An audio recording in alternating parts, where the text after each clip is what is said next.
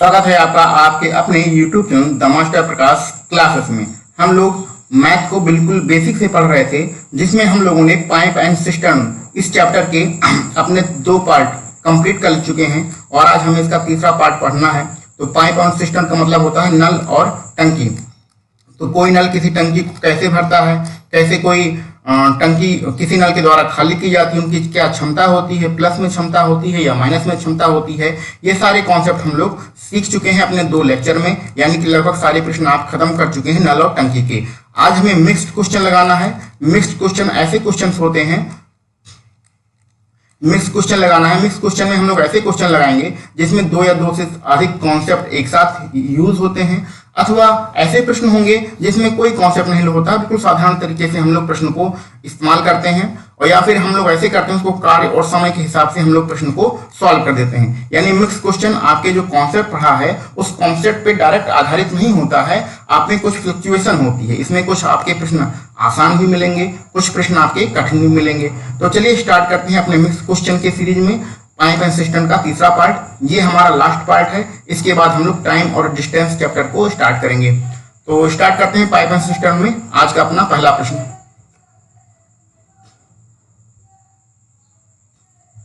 देखिए हमारा पहला प्रश्न है। पहला प्रश्न बोल रहा है एक नल किसी टंकी को 6 घंटे में भर सकता है। तो कोई नल है किसी टंकी को 6 घंटे में भरता है। जब टंकी आधी भर जाती है, ठीक है, इसी प्रकार से 3 और नल खोल दिए जाते हैं, तो टंकी को पूरा भरने में कितना समय लगेगा। अब इस प्रश्न को हम लोग कार्य और समय का प्रश्न भी बना सकते हैं। कैसे बना सकते हैं? इस नल, यहाँ पर नल काम कर रहा है और यहाँ पर आप मजदूर मान लीजिए। कोई मजदूर किसी काम को 6 घंटे में कर सकता है। जब वह आधा काम कर लेता है, आधी टंकी भर जाती है, मतलब कि आधा काम कर लेता है, तो इस प्रकार से 3 और मजदूर आ जाते हैं, तो उस काम को खत्म करने में कुल कितना समय लगेगा, यही आपको निकालना है। तो इसको हम लोग किस हिसाब से करेंगे? इसको हम लोग रिमेनिंग वर्क के हिसाब से करेंगे। रिमेनिंग वर्क आप लोगों ने बहुत अच्छे तरीके समझ चुके हैं कार्य और समय चैप्टर में। एक बार यहाँ पर फिर से समझ लेते हैं। मान लेते हैं यहाँ से कार्य स्टार्ट होगा, धीरे धीरे काम चालू होगा और यहाँ पर जाके काम आपका खत्म हो जाएगा। जब आधा काम खत्म हो जाता है, तो आधा काम खत्म होने में कितना घंटा लगेगा? टोटल पूरा काम खत्म होने में 6 घंटा लगता था, तो आधा काम खत्म होने में आपका 3 घंटा लग जाएगा। तो अगर यही मजदूरी, यही एक नल, यहाँ पर एक नल काम कर रहा है, चाहे इसको मजदूर भी बोल सकते हैं, 3 घंटे और काम कर ले, 3 घंटे और काम कर ले, तो आपका ये काम खत्म हो जाएगा। रिमेनिंग वर्क में हम लोग M1 D1 बराबर M2 D2 का ही कॉन्सेप्ट लगाते हैं, कोई नया कॉन्सेप्ट यूज नहीं करते हैं। लेकिन M1 D1 में भी हम लोग रिमेनिंग वर्क ही लिखते हैं और M2 D2 में भी हम लोग रिमेनिंग वर्क ही लिखते हैं। क्लियर? ये चीज आपको अच्छी तरीके से समझ में आ रही होगी। तो हम अच्छा यहाँ पर एक चीज और कर लीजिए। यहाँ पर एक नल है, तो एक नल की क्षमता हम लोग 1 मान लेते हैं, इफिशियंसी हम लोग 1 मान लेते हैं। एक मजदूर होता है, उसकी इफिशियंसी 1 मान लेते हैं। सॉरी, एक नल किसी काम को 6 घंटे में भर सकता है, यानी कि एक मजदूर किसी काम को 6 घंटे में कर सकता है। इसी प्रकार के 3 और मजदूर आ गए, यानी एक तो पहले सही था, 3 और आ गए, तो टोटल यहाँ पर इनकी इफिशियंसी कितनी हो जाएगी? 4 हो जाएगी। ये इनकी क्षमता मान लेते हैं हम लोग, ठीक है। तो M1 D1 काम कौन कर रहा है? यहाँ पर एक मजदूर काम कर रहा है, यानी एक नल काम कर रहा है। कितने घंटे में भरेगा? अगर ये 3 घंटे तक इसने काम किया, आधी टंकी भर गई, यही ये आगे 3 घंटे और काम कर दे तो पूरी टंकी भर जाएगी। यानी एक नल 3 घंटे में इस पूरी टंकी को भर देता है। हमें सिर्फ इस रिमेनिंग वर्क से ही मतलब है, इस पार्ट से ही मतलब है, जो खाली है, जो भरा गया है, उस पार्ट से कोई मतलब नहीं है। रिमेनिंग वर्क के कॉन्सेप्ट में जो टंकी भर चुकी है या जो काम खत्म हो गया है, उससे कोई मतलब नहीं होता है। ये जो पार्ट खाली है, सिर्फ हमें इससे मतलब होता है। तो इस पार्ट को कौन कौन काम खत्म कर सकता है, हमें इसके बारे में ही सोचना है। तो अगर एक नल आगे 3 घंटे में काम करे तो ये पार्ट जो है पूरा भर जाएगा, यानी टंकी पूरी भर जाएगी। अब आगे बढ़ते हैं। इसी जैसे 4 नल, क्योंकि दूसरे पार्ट में M2 की वैल्यू कितनी है? 4। इसी जैसे 4 नल अगर काम करें इस खाली पार्ट को भरने के लिए, तो कितने समय में भरेंगे? तो उसको हम लोग X मान लेते हैं। क्लियर? तो हम लोग ये अगर 4 लोग मिलके इतने पार्ट को भरेंगे तो कितना समय लगेगा, उसको हमने X मान लिया है। अब आप इससे X की वैल्यू निकाल सकते हैं कि ये 4 लोग मिलके कितने समय में काम करेंगे। तो X की वैल्यू कितनी आएगी? यहाँ 3 रहेगा, 4 का इसमें गुणा होगा तो 3/4 रहेगा। ये आपकी जो सारी वैल्यू है वो घंटे में है, ठीक है। इसको मिनट में बनाने के लिए आप सबको पता है 60 से गुणा करते हैं, क्योंकि 1 घंटे में 60 मिनट होता है। 60 से गुणा करेंगे तो ये टोटल वैल्यू आपकी मिनट में हो जाएगी। 4 से कैंसिल आउट करेंगे तो ये 15 बार कैंसिल आउट होगा। 15 का 3 में मल्टीप्लाई करेंगे तो 15 3 45, तो 45 मिनट यहाँ पर आ रहा है।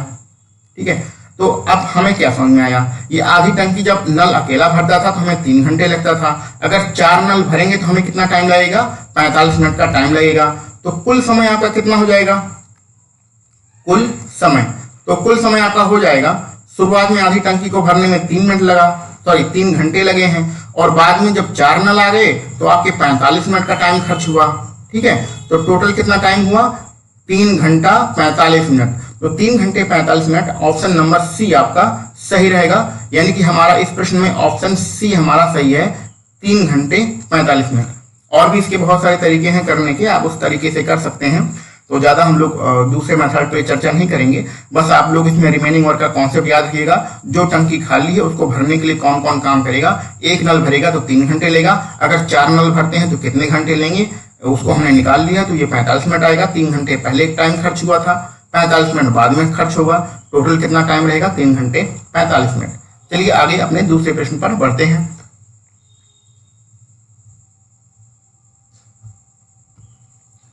इसमें कहा जा रहा है दूसरे प्रश्न में, 2 नल ए और बी किसी टंकी को क्रमशः 15 मिनट और 20 मिनट, सॉरी मिनट नहीं घंटे है, तो समय आपका घंटे में दिया गया है, 15 घंटे और 20 घंटे में भरते हैं, जबकि तीसरा नल सी इसे 25 घंटे में खाली कर देता है।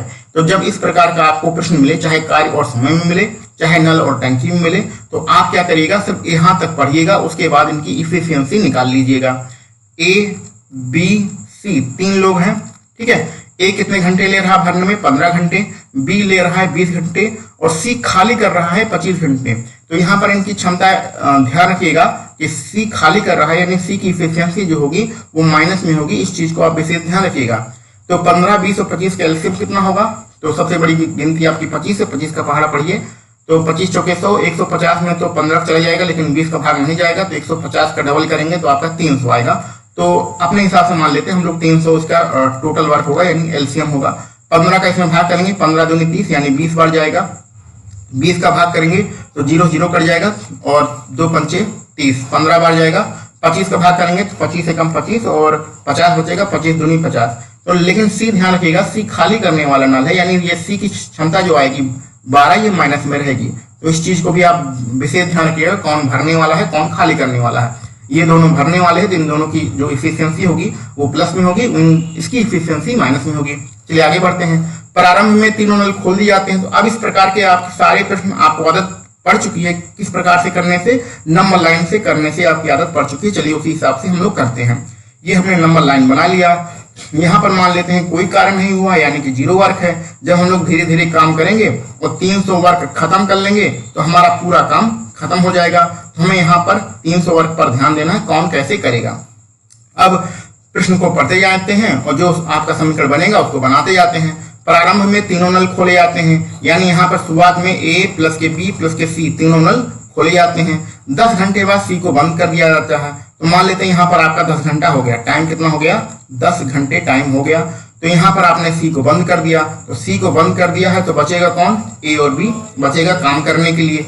ठीक है, टंकी कितने समय में भर जाएगी, यानी कि शुरू से लेके अंत तक कितना टाइम लगेगा ये निकालना है। अभी आप यहाँ पर देख सकते हैं, यहाँ से लेके यहाँ तक तो आपका 10 घंटा लग रहा है, सिर्फ आपको यहाँ से यहाँ तक निकालना है। तो यहाँ से यहाँ तक निकाल लीजिए और 10 घंटे में जोड़ दीजिए तो टोटल टाइम आ जाएगा।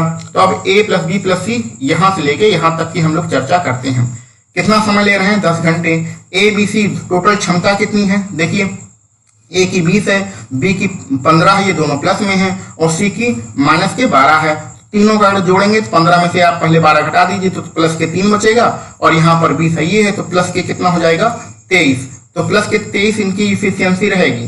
ठीक है, तो 10 घंटे ये लोग काम करेंगे, तीनों लोग मिलकर कितनी क्षमता के साथ, 23 की क्षमता के साथ काम करेंगे। तो टोटल कितना काम खत्म कर लेंगे, ये आपको पता है कि इफिशियंसी का टाइम में मल्टीप्लाई करने से टोटल वर्क आता है। तो 230 ये वर्क जो है खत्म कर लेंगे। यहां से यहां तक कितना काम हुआ, 230 वर्क हुआ। टोटल कितना करना था हमें, टोटल हमें 300 करना था। तो यहां से यहां तक कितना बचेगा, टोटल 300 था, 230 इधर खत्म हो गया है, तो बचेगा कितना, 70 वर्क बचेगा काम करने के लिए। ठीक है, 70 वर्क करेगा कौन? ए और बी करेंगे, और ए और बी की क्षमता ऊपर से देख लीजिए कितना है, 20 और 15, कितनी इफिशियंसी है? 35 इनकी इफिशियंसी है। ठीक है, तो आपको निकालना क्या है? आपको अब यहाँ पर टाइम निकालना है।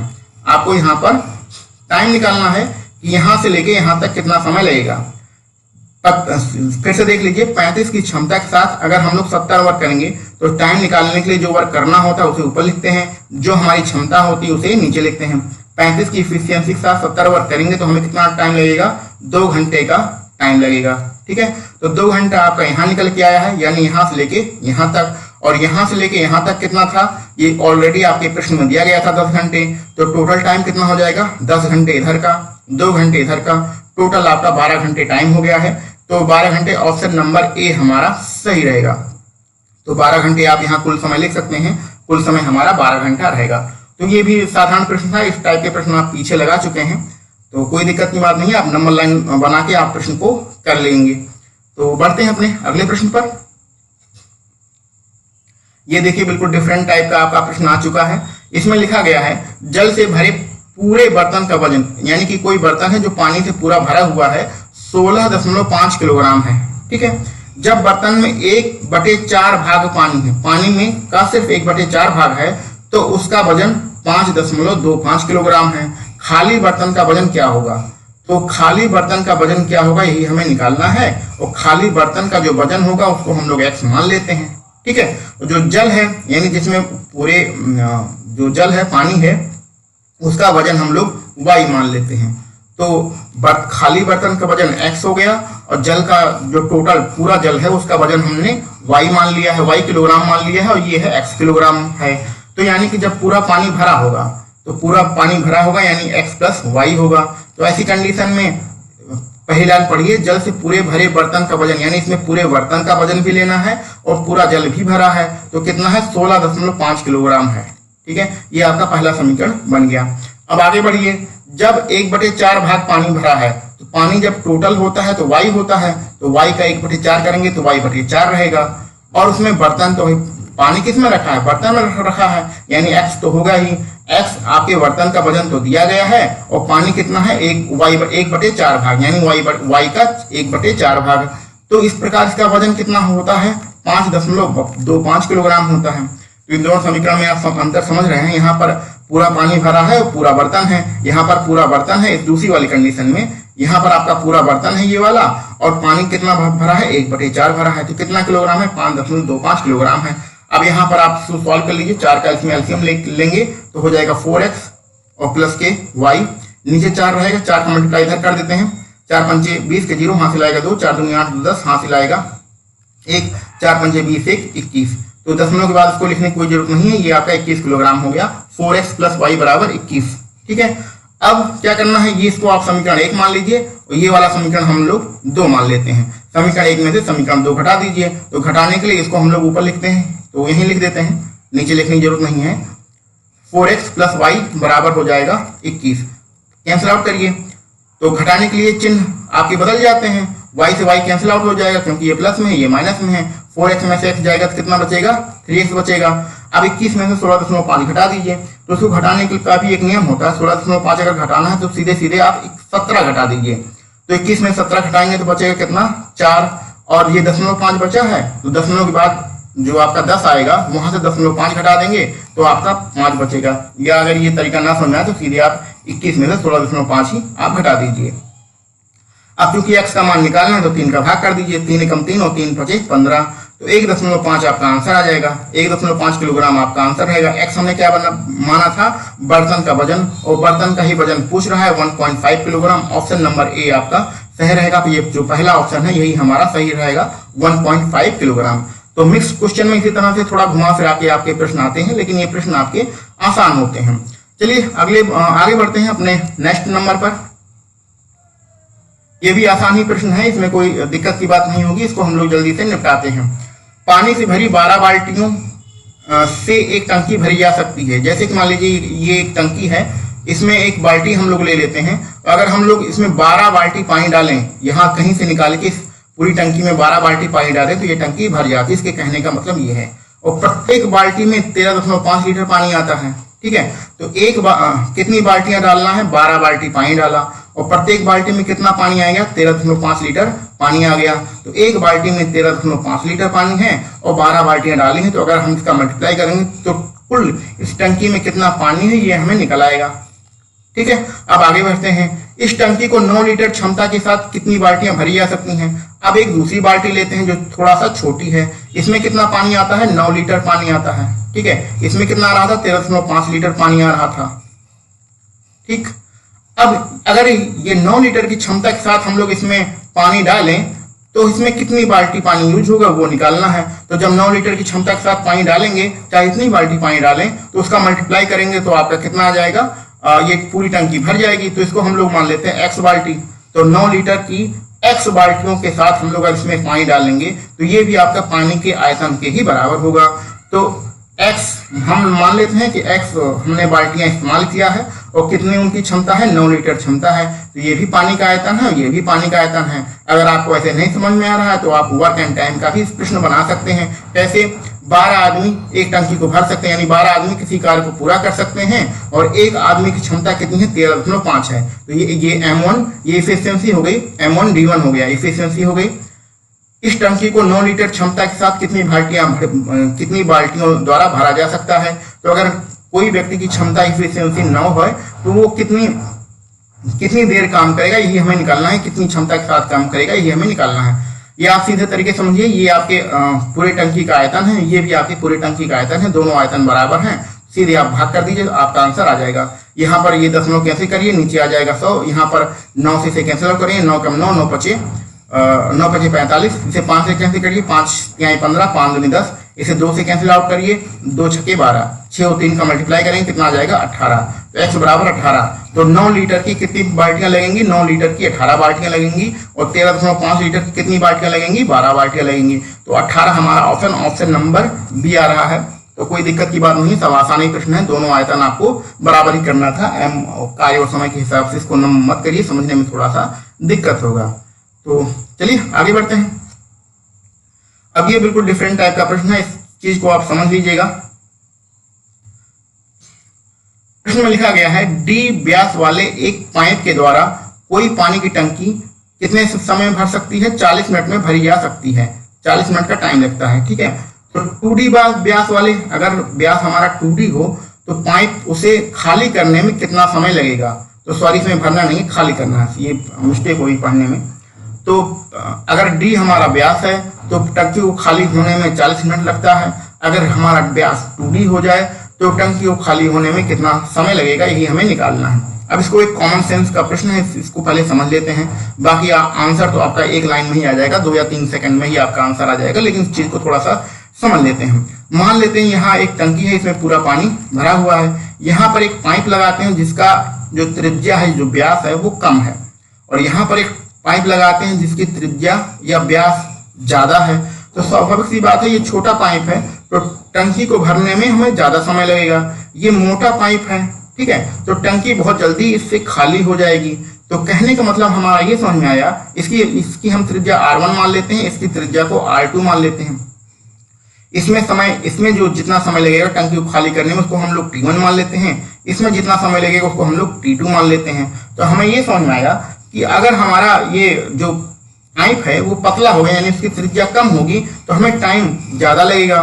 दूसरी कंडीशन में अगर इसकी त्रिज्या मोटी होगी, यानी त्रिज्या का मान ज्यादा होगा, बड़ा होगा, तो हमें समय जो है कम लगेगा। तो हमें रिलेशन क्या समझ में आया, रिलेशन ये समझ में आएगा कि अगर हमारी त्रिज्या कम होती है तो समय ज्यादा लगता है, त्रिज्या बड़ी होती है तो समय कम लगता है। दोनों में अपोजिट रिलेशन होता है।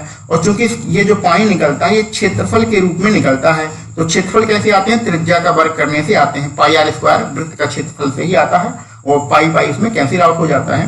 तो ज्यादा आपको डिटेल में नहीं समझना है, बस इतना समझना है कि अगर हमारा पहले पाइप T1 समय ले रहा है, दूसरा पाइप T2 समय ले रहा है, तो उनकी त्रिज्याओं में जो रिलेशन होता है वो R2/R1 होता है। यानी यहाँ ऊपर T1 रहेगा तो ऊपर यहाँ पर R2 रहेगा, अपोजिट रिलेशन होता है।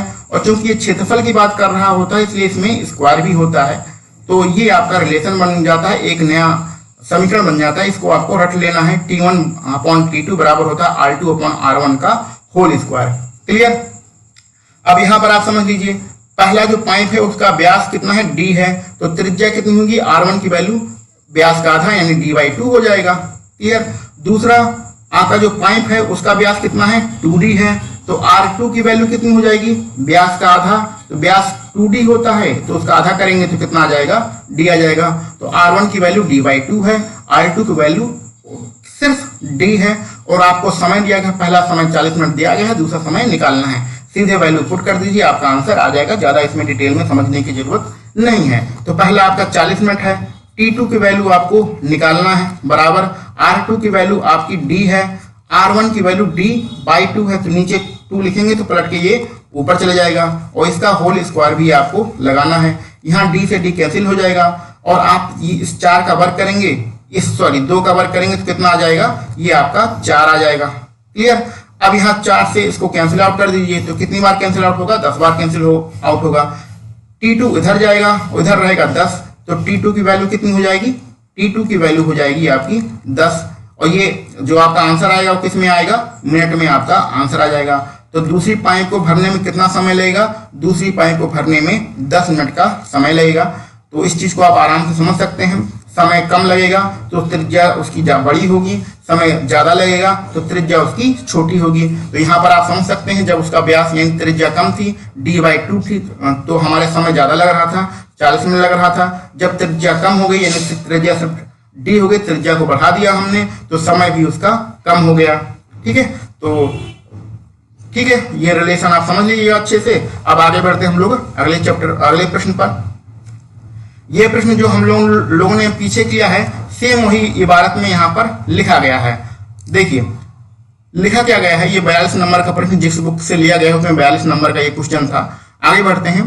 पाइपों की त्रिज्या के वर्ग के अनुसार पाइपों में प्रवाह की दर ही आपका T1 T2 कहलाता है। ठीक है, का अनुपात प्रतिलोम में बदलता है, यानी कि जो अभी आपको पीछे समझाया गया था समीकरण बना के, वही चीज यहाँ पर शब्दों में लिखी गई है। तो इसके कहने का मतलब है T1/T2 बराबर R2/R1 का होल स्क्वायर, यही इस लाइन के लिखने का मतलब है। ठीक, अब आगे बढ़ते हैं।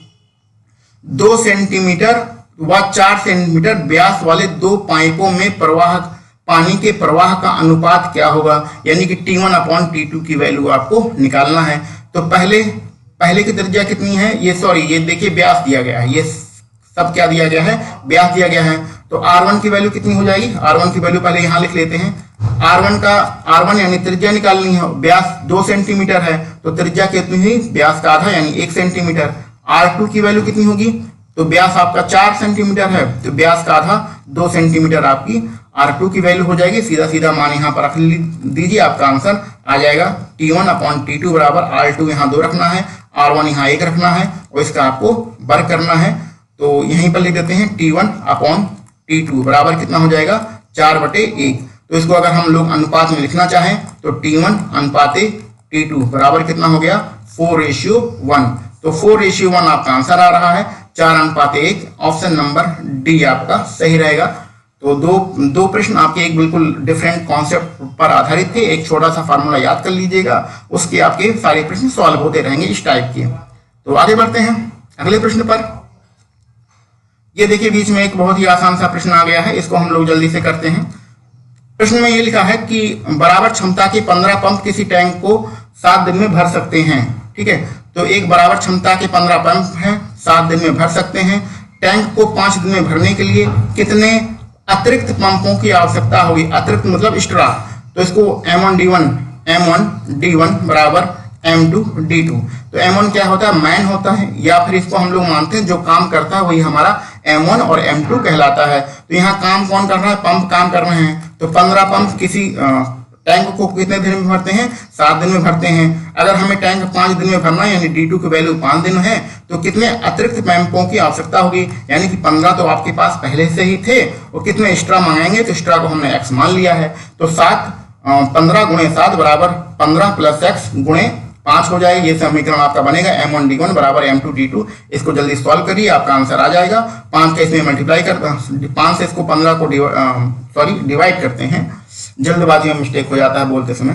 तो 5 से 15 हो जाएगा, 7 का इसमें गुणा करेंगे, 7 × 21 हो जाएगा बराबर 15 और प्लस के x। तो x बराबर क्या होगा, 15 उधर जाके माइनस में हो जाएगा, तो 21 में से 15 जाएगा तो आपका 6 बचेगा। तो कितने एक्स्ट्रा पंप लगेंगे, एक्स्ट्रा पंप हमारे 6 लगेंगे। ऑप्शन नंबर ए हमारा सही रहेगा। आसान सा प्रश्न है। चलिए तुरंत हम लोग आगे बढ़ते हैं। इस टाइप के प्रश्न भी आप पिछले वीडियो में कर चुके हैं, इसलिए हम लोग इसको जल्दी से निपटाते हैं। 3 नल हैं आपके। कौन कौन से नल हैं, 3 नल हैं, ए है, बी है, सी है। टंकी क्रमशः 12 मिनट, 15 मिनट और 20 घंटे में भर सकते हैं। सॉरी, घंटे में दिया गया है, 12 घंटा, 15 घंटा और 20 घंटे में भर सकते हैं। तो आपको क्या करना है, आगे कुछ नहीं पढ़ना है। जब ऐसा लिखा होता है तो हम लोग सीधे पहले इनकी इफिशियंसी निकाल लेते हैं। पहला नल 12 घंटे ले रहा है, दूसरा 15 घंटे, तीसरा 20 घंटे। इनकी जो टोटल वर्क होगा वो कितना होगा, एलसीएम हमारा टोटल वर्क कहलाता है। एलसीएम कितना होगा, 60 होगा। 20 तिहाई 60। तो अब भाग करते हैं, 12 पंचे 60, 15 चौके 60 और 20 तिहाई 60। ये आपकी तीनों नलों की इफिशियंसी निकल के आई है। और ये आपका जो है समय है, किसमें है, घंटे में आपका समय है। अब प्रश्न को पढ़ते जाएंगे और आगे क्वेश्चन को करते जाएंगे। सॉरी,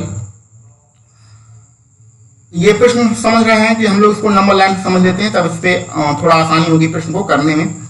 ये नंबर लाइन बना लेते हैं। यहाँ पर अभी कोई काम नहीं चालू हुआ है, यानी कि यहाँ पर आपका 0 वर्क है।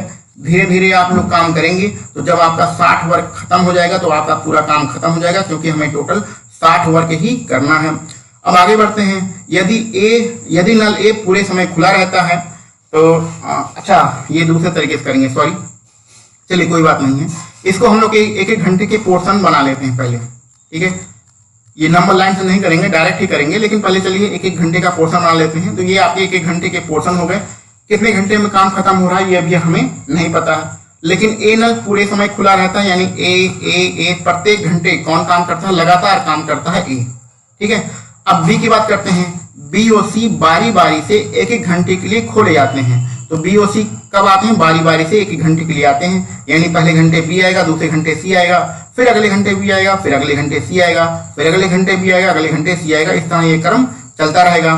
तो आप ध्यान से देखिए, यहाँ 2 घंटे का जोड़ा बन रहा है।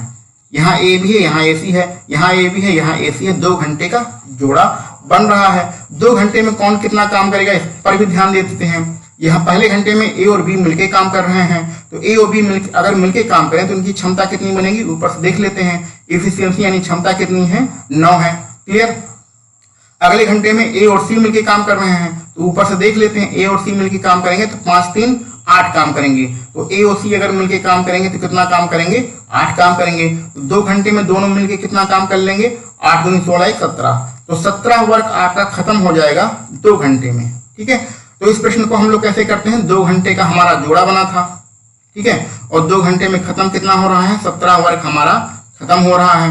और ध्यान दीजिएगा इसमें कि जो ये जोड़ा है, इसमें जोड़े में ए और सी काम को खत्म कर रहे हैं और ए और बी काम को स्टार्ट कर रहे हैं। यानी कि ये जोड़ा है, इस जोड़ा के बाद अगला काम करने के लिए कौन आएगा, ए बी आएगा, फिर उसके बाद ए सी आएगा, फिर उसके बाद ए बी आएगा। इसी तरह से क्रम चलता रहेगा।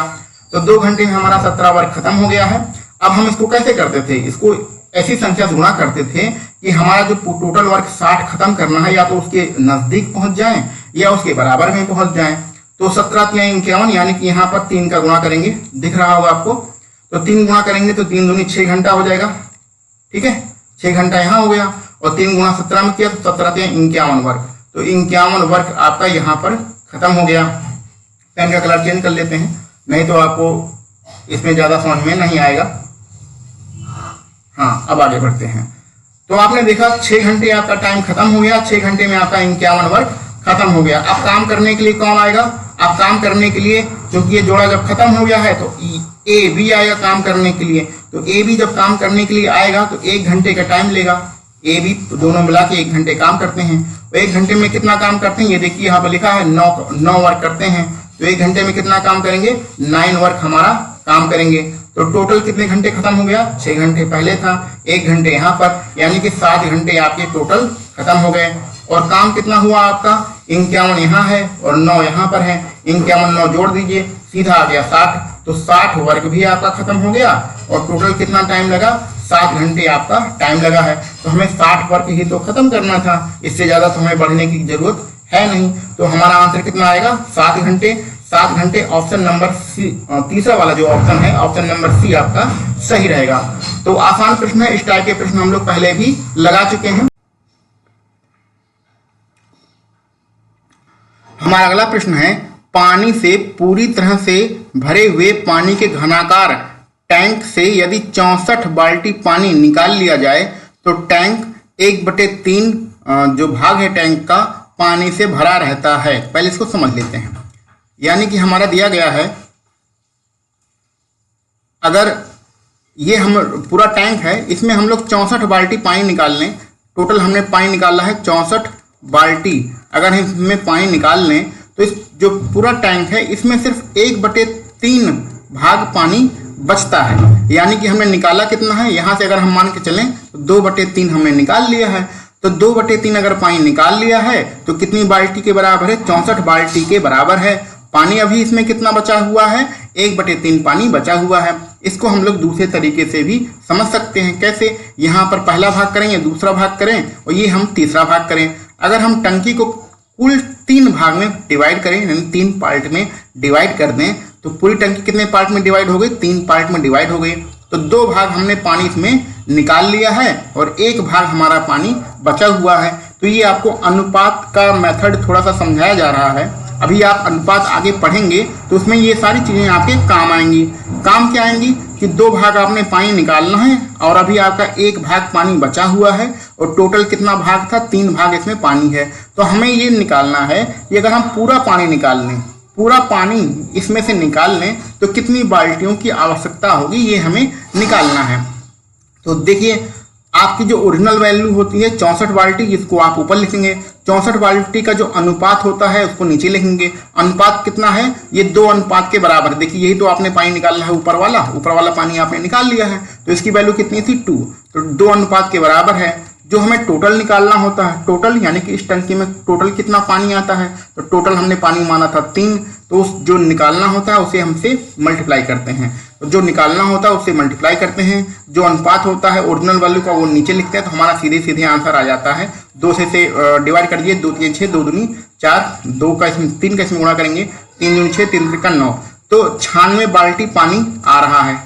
ठीक है, अब आगे बढ़ते हैं। थोड़ा इसमें छोटा लिखेंगे, नहीं तो ये प्रश्न सॉल्व हो नहीं पाएगा क्योंकि बड़ा प्रश्न है। टैंक की प्रत्येक भुजा की लंबाई 1.2 मीटर है। इसको थोड़ी देर के लिए छोड़ देते हैं, आगे बढ़ते हैं। माना कि सभी बाल्टियां समान माप की हैं, यानी कि 96 बाल्टी 96 अगर बाल्टी हम लोग पानी निकाल लेंगे तो पूरी टंकी खाली हो जाएगी। ये हमें समझ में आ गया है। तो या तो ऐसे भी कह सकते हैं कि पूरे टैंक है उसमें 96 लीटर बाल्टी पानी आता है। ठीक है, अब हमसे कहा जा रहा है कि सभी बाल्टियों की समान माप है, यानी बराबर बराबर लंबाई चौड़ाई की बाल्टियां हैं। तो प्रत्येक बाल्टी में पानी का आयतन यानी कितने लीटर पानी आएगा, यही हमें निकालना है। तो प्रत्येक बाल्टी में हम लोग मान लेते हैं x लीटर पानी आएगा। कितने लीटर पानी आएगा, x लीटर पानी आएगा प्रत्येक बाल्टी में। तो जो पानी का आयतन होगा उसको हम लोग निकाल सकते हैं। आयतन कितना होगा, मान लेते हैं कितने बाल्टी आपने इस्तेमाल की, 96 बाल्टी इस्तेमाल की। और एक बाल्टी में कितना पानी आता था, x लीटर पानी आता था। तो यही तो पूरा आपके जो टंकी है उसका आयतन के बराबर होगा। यानी टंकी में कितना पानी है, 96 बाल्टी का x लीटर में मल्टीप्लाई कर देंगे तो पूरी टंकी में कितना पानी है, ये आपका ये आयतन निकल के आएगा टंकी का। ठीक है, अब दूसरी कंडीशन पढ़ते हैं, यहां से पढ़ना स्टार्ट करते हैं। प्रत्येक भुजा की लंबाई 1.2 मीटर है और टंकी कैसी है, घनाकार, ये ऊपर लिखा गया है। तो टंकी का आयतन कितना होगा, टंकी का आयतन, या तो आप इसको टंकी का आयतन कह सकते हैं या फिर ये भी कह सकते हैं कि टंकी में भरे हुए पानी का आयतन, क्योंकि जितनी बड़ी टंकी है उतना ही तो पानी आएगा। तो पानी का आयतन आप इसको बोल सकते हैं या टंकी का आयतन कुछ भी बोल सकते हैं। इसका फार्मूला क्या होता है, घन का एक ही होता है, ये तो सबको पता है। ठीक है, भुजा कितनी है, 1.2 है। तो 1.2 का आप 3 बार गुणा करेंगे, 1.2 मल्टीप्लाई बाई 1.2 मल्टीप्लाई बाई 1.2, और ये सब मीटर में है इसलिए मीटर की घात 3 आएगा। अब यहाँ पर एक छोटा सा रिलेशन होता है, उसको समझ लीजिए। 1 घन मीटर बराबर होता है 1000 लीटर। ठीक है, ये छोटा सा रिलेशन होता है। इस रिलेशन को आप लोग रट लीजिएगा, ये समझने वाली चीज है ही नहीं कि 1 घन मीटर किसके बराबर होता है, 1000 लीटर के बराबर होता है। क्योंकि टंकी में जो पानी होगा वो लीटर में होगा, मीटर में नहीं होगा। तो ये मीटर की घात 3 है यानी घन मीटर है। तो अगर इसमें हम लोग 1000 का मल्टीप्लाई कर दें, इसमें किसका मल्टीप्लाई कर दें 1000 से, 1000 से मल्टीप्लाई कर दें तो ये क्या बन जाएगा लीटर बन जाएगा। अब 1000 से मल्टीप्लाई करेंगे तो यहाँ दशमलव के बाद 3 अंक हैं, यहाँ 1 अंक, यहाँ 2 अंक, यहाँ 3 अंक, तो सारे कट जाएंगे। तो कुल मिला के 12 मल्टीप्लाई बाई 12 आपका आ जाएगा। तो ये भी आयतन है, किसका आयतन है टंकी में भरे हुए पानी का आयतन है। और ये ऊपर वाला जो निकालना है ये भी टंकी में भरे हुए पानी का आयतन है। दोनों टंकी में भरे हुए पानी के आयतन है, इसलिए दोनों आपस में बराबर होंगे। तो चलिए इसको आपस में बराबर कर देते हैं। अब इसको नीचे हम लोग यहाँ पर लिख देते हैं। हमें उम्मीद है यहाँ तक आपको समझ में आ चुका होगा। पहला हमने आयतन निकाला, आयतन कैसे निकाला है, प्रत्येक भुजा की लंबाई 1.2 मीटर है, तो हम लोग आयतन निकाल सकते हैं ए क्यू करके, यानी घन का आयतन का फार्मूला लगा के हम लोग आयतन निकाल लेंगे। क्योंकि ये मीटर में है, मीटर की घात 3 है, तो 1 घन मीटर बराबर होता है 1000 लीटर, इसलिए इसको हम लोगों ने लीटर में कन्वर्ट कर लिया है। ठीक है, अब ये लीटर में कन्वर्ट हो चुका है। और ऊपर से 96 बाल्टी पानी आता था। एक बाल्टी में मान लेते हैं x लीटर पानी है, तो टोटल कितना पानी का इस्तेमाल किया गया है 96 गुणा x लीटर पानी का इस्तेमाल किया गया है, यानी कितने लीटर पानी आपकी टंकी में आता था। तो दोनों आयतन है, दोनों को आपस में बराबर कर देते हैं। पहला क्या है 96 मल्टीप्लाई बाई x, ये पहला आयतन है। दूसरा आयतन क्या है 12 मल्टीप्लाई बाई 12 और मल्टीप्लाई बाई 12। ये पेन थोड़ा सा मिस्टेक कर देता है, चलिए इसको कैंसिल आउट करते हैं। 12 से कैंसिल करते हैं, 12 पंजे 60, 12 छः 72, 12 से 84, 12 अट्ठे 96। पहाड़ा भी ढंग से याद नहीं है। चलिए 4 का गुणा करते हैं, 4 दूनी 8 और 4 तिहाई 12। 2 से कैंसिल आउट करते हैं, 2 छके 12, तो यहाँ 3 बचा है, यहाँ 6 बचा है, और 3 6 का आप गुणा कर देंगे तो 6 त्रिक हो जाएगा 18। यानी कि एक बाल्टी में कितना पानी आ रहा था, एक बाल्टी में 18 लीटर पानी आ रहा था। क्योंकि एक बाल्टी में कितना पानी आएगा उसको आपने x माना था, तो एक बाल्टी में कितना पानी आएगा 18 लीटर पानी आएगा। ये आपके जो CGL का TL2 एग्जाम होता है 2015 में ये आ चुका है। तो सारे प्रश्न आपके कभी ना कभी किसी एग्जाम में आए हुए ही प्रश्न है, और इसका आंसर क्या रहेगा 18 लीटर। 2 बार आप आयतन निकाल लेंगे, दोनों को आप बराबर कर देंगे, कोई दिक्कत की उसमें बात नहीं होगी। चलिए बढ़ते हैं आज के अपने आखिरी प्रश्न पर।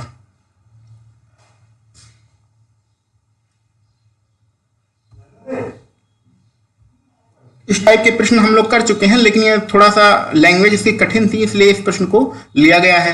टंकी के तल में रिसाव होने से पूरी टंकी 6 घंटे में खाली हो जाती है। यानी कि हम लोग मान लेते हैं, जो ये मान लेते हैं एक टंकी है, यहाँ से रिसाव हो रहा है, इस रिसाव वाले जो पाइप है उसको हम लोग ए मान लेते हैं, और कितना टाइम लेता है 6 घंटे में खाली होता है, यानी कि इसकी क्षमता जो है माइनस में रहेगी। एक अंतर्गम पाइप का मतलब होता है पानी भरने वाला पाइप। ठीक है, 4 लीटर प्रति मिनट की दर से पानी भरता है। तो इस चीज को अभी हम थोड़ी देर के लिए छोड़ देते हैं। जिस समय टंकी पूरी भरी रहती है अंतर्गम पाइप खोल दिया जाता है। तो जब टंकी पूरी भरी होती है, यानी कि यहाँ से पूरी भरी होती है, तो ऊपर से एक भरने वाला पाइप भी खोल दिया जाता है। तो भरने वाले पाइप को हम लोग बी मान लेते हैं, और नीचे से ये खुला ही है। ठीक है, यानी कि दोनों खुले हैं। तो ऐसी कंडीशन में रिसाव के कारण टंकी 8 घंटे में खाली होती है। तो अब हमें कितना टाइम लगेगा, अब हमें 8 घंटे खाली टाइम लगेगा। तो जब हमारा ए खाली करने वाला और बी भरने वाला दोनों नल खुल जाते हैं तो कितना टाइम लगता है, 8 घंटे टाइम लगता है। अब यहाँ पर पहले इफिशियंसी हम लोग निकाल लेते हैं। 6 और 8 का एलसीएम कितना होगा आपका, 8 त्रिक 24 होगा एलसीएम, ये हमारा TW टोटल वर्क होगा।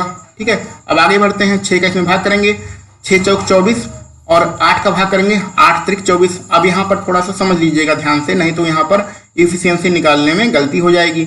एक खाली करने वाला नल था, यानी इसकी क्षमता माइनस में होगी, और ए बी दोनों मिलकर टंकी को खाली कर रहे हैं, यानी इसकी भी क्षमता हमारी माइनस में होगी, क्योंकि दोनों कंडीशन में टंकी खाली ही हो रही है। लेकिन यहाँ से हमें बी की इफिशियंसी निकालनी है, बी की क्षमता निकालनी कितना होगा, क्योंकि बी जो है भरने वाला नल था। ठीक है, तो बी की क्षमता हमारी प्लस में होगी। यहाँ पर देख लीजिए ए अकेला है तो उसकी क्षमता -4 है, ए और बी 2 लोग आ जाते हैं तो उनकी क्षमता -3 है। तो एक अगर यहाँ -4 रखेंगे तो बी -4 उधर जाएगा तो हो जाएगा +4, +4 में से 3 घटेगा तो बी की क्षमता आ जाएगी 1। या फिर आप डायरेक्ट यहाँ पर समझ सकते हैं कि ए हमारा -4 है, ए और बी यहाँ पर 2 लोग हैं, तो ये -3 तो हो नहीं सकता है। तो -3 कैसे हुआ, जब इसमें +1 जोड़ा तभी ये -3 हो, यानी कि बी की क्षमता 1 होगी जो कि प्लस में होगी। आप इसको और भी दूसरे तरीके से भी निकाल सकते हैं, ये समझने की बात है, कैसे भी आप कर लीजिए। अब बी का आप टाइम निकाल लीजिए, बी को कितना समय लगेगा टंकी को भरने में, बी की क्षमता कितनी आ गई, 1। बी को कितना काम करना पड़ेगा, अगर अकेले काम करना है तो 24 काम करना पड़ेगा, तो टाइम कितना लगेगा 24/1, इफिशियंसी का भाग करते हैं टोटल वर्क में, कितना टाइम लगेगा 24 घंटे टाइम लगेगा। ठीक है, तो जो बी है उसे अगर हमें अकेले भरना है पाइप को और टंकी को, तो कितना टाइम लगेगा भरने में, 24 घंटे का टाइम लगेगा। लेकिन हमसे ये नहीं पूछ रहा है कि कितने देर में हम लोग भरेंगे, हमसे ये पूछ रहा है कि टंकी में कितना पानी आएगा, टंकी की क्षमता कितनी है, टंकी में कितना पानी आ सकता है। तो उसके लिए अब ये दूसरी लाइन जो आपकी है इसको ध्यान से पढ़िए और जो लिखा गया है उस वैसे आप करते जाइए, तब आपका आंसर आ जाएगा। लिखा क्या है, एक अंतर्गम पाइप यानी पाइप जो है भरने वाला, टंकी को भरने वाला जो पाइप है 4 लीटर पानी प्रति मिनट भरता है। तो प्रति मिनट का मतलब होता है 1 मिनट, यहाँ लिख देते हैं 1 मिनट में कितना पानी भरता है 4 लीटर। ठीक है, तो 1 मिनट में 4 लीटर भरता है, ये आपके इसी प्रश्न से समझ में आ गया है। अगर हम इसमें 60 का गुणा कर दें, अगर हम 60 गुणा कर दें तो 60 गुणा करेंगे तो ये 60 मिनट हो जाएगा। 60 मिनट बराबर क्या होता है 1 घंटा, तो 1 घंटा में कितना पानी भरेगा, 4 के इसमें गुणा करेंगे तो 6 चौक 24 यानी 240 लीटर पानी आएगा। लेकिन जो पाइप जो अपना पाइप है पानी भरने वाला वो 24 घंटे का टाइम लेता है, 1 घंटे का टाइम नहीं लेता है, तो यानी फिर बाद में आपको इसमें 24 का भी गुणा करना पड़ेगा।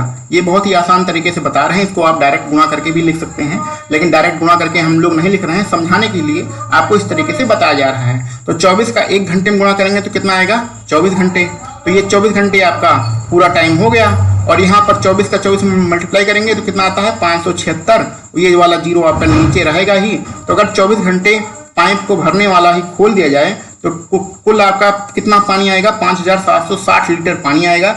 ऑप्शन नंबर ए हमारा सही रहेगा, क्योंकि जो पानी को भरने वाला नल है वो 24 घंटे खुला रहता है और 24 घंटे काम करेगा तो कितना पानी भरेगा 5760 लीटर पानी भरेगा। ऑप्शन नंबर ए हमारा सही रहेगा। तो ये आज हमारा आखिरी प्रश्न था। इसी के साथ हमारा नल और टंकी ये चैप्टर खत्म होता है। अब इसमें किसी भी प्रकार के कोई प्रश्न नहीं बचे हैं। आपको किरण पब्लिकेशन के सारे महत्वपूर्ण प्रश्न करा दिए गए हैं। अगले वीडियो में हम लोग टाइम और डिस्टेंस पढ़ेंगे, यानी स्पीड और टाइम पढ़ेंगे। ये वाला चैप्टर अगले वीडियो में पढ़ेंगे। तो मिलते हैं हम लोग अगले वीडियो में, तब तक के लिए धन्यवाद।